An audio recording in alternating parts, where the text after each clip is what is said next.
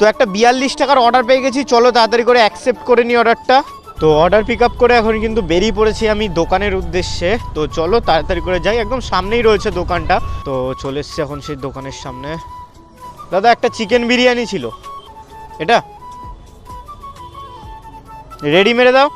তো চলো ভাই, অর্ডার কিন্তু পিক আপ করে নিয়েছি, ব্যাগের মধ্যে ভরে নিই তাড়াতাড়ি করে।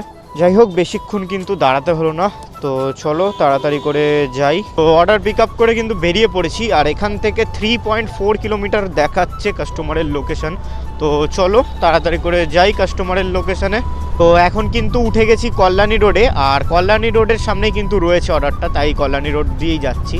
ভেতর থেকেও রাস্তা দেখাচ্ছিল, কিন্তু কল্যাণী রোড থেকে যাওয়াটা আমার সুবিধা হতো, তাই কল্যাণী রোড দিয়েই যাচ্ছি। আর রাস্তাটাও ভালো ভাই, তাড়াতাড়ি চলে যাওয়া যায়। তো এখন কিন্তু চলে এসেছি আমি কাস্টমারের লোকেশনে।